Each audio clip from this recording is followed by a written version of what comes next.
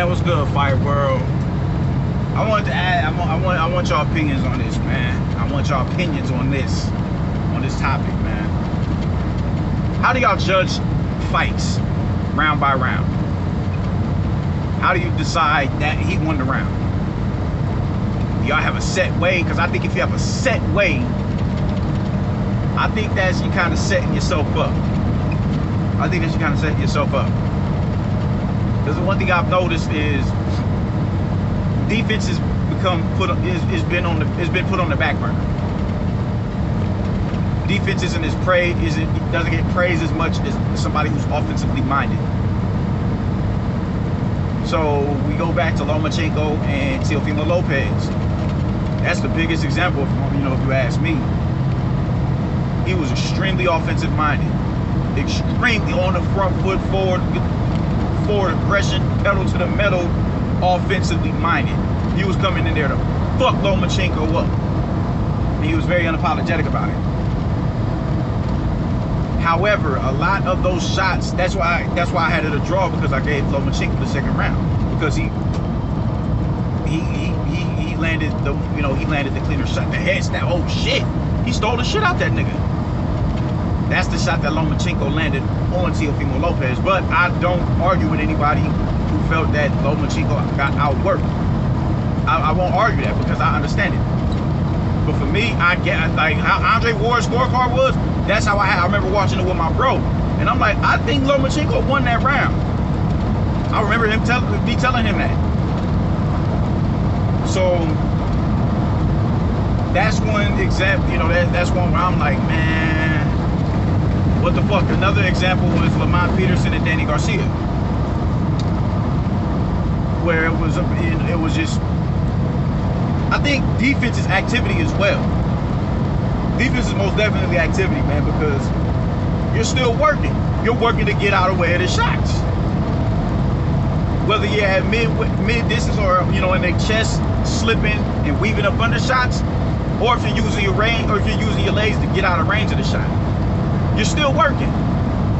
So why doesn't that get praised as much? And that's what Lamont Peterson was doing in that fight. He was using his legs. To a point where Danny Garcia got frustrated and he's gonna keep running, bro. Like, stand here and fight.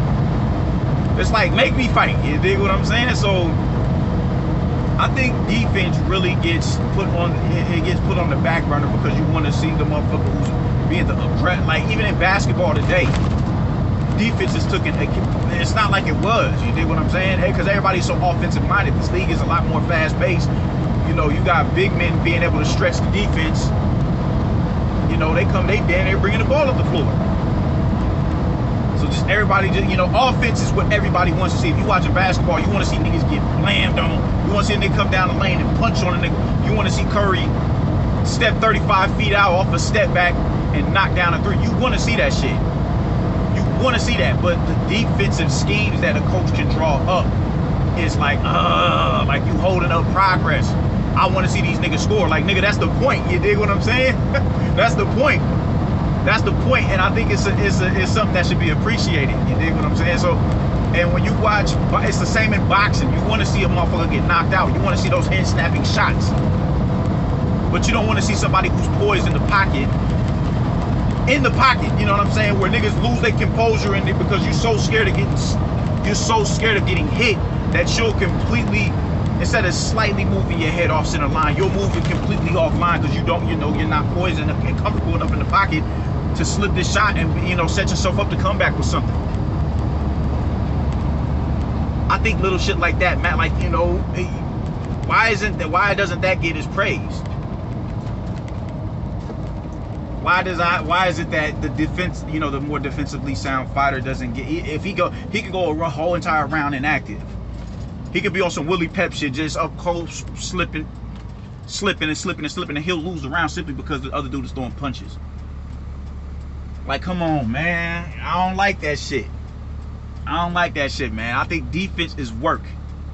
Because that's exhausting, getting out of the way of shots. That shit is exhausting. And don't be tired. And don't let the motherfucker hit hard. Don't let the motherfucker hit hard. Keeping your guard up, having a really tight guard, checking punches, slipping them, weaving up under them, using your legs to get out of range. All that shit matters, man. All that shit matters. Feints. You dig what I'm saying? Spinning off the rope, real estate, controlling real estate. All that, I think all that shit matters. All that shit matters. On defense, you know, people would think controlling real estate is just, you know, it's offensive, but you know, you can control real estate defensively. Floyd did it off the rope all the damn time. Canelo does it too. Roy Jones was able to do it. Work off the rope. So I think it's fucked up that we you know, defense gets put to the back burner, like, you know, that nigga throwing so he winning the fight. Even though nothing is landing. And if it is, like, you know, you'll land, you know, 2 shots out of 30. Then I will understand the argument, yo, he at least landed. But it's like, yo, he don't get no credit for slipping and not being in punching range for those other shots that did. Like, that shit is just grimy to me. I don't get it, man. It bothers me, man. You dig? So I think it's fucked up that we in this, that we're, you know, this is where we at. We're deep, because anybody can punch, man. Literally anybody can punch. Anybody can punch, but not.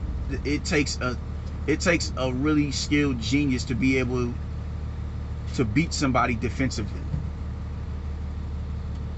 It's, you know, counter punching and shit, like, man, it takes that. It takes that. Like, it's just like, yo, it takes a special individual to be defensively minded. It takes a special person to be able to not back straight up, back out at an angle, so you don't get caught on a retreat and possibly get dropped.